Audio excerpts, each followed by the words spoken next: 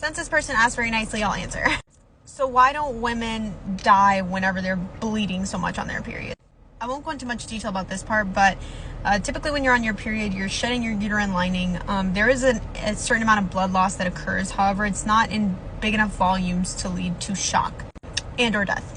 Typically in the surgical setting, whenever we talk about death as a result of bleeding, it's because there's some source of bleeding that for whatever reason we can't physically get under control.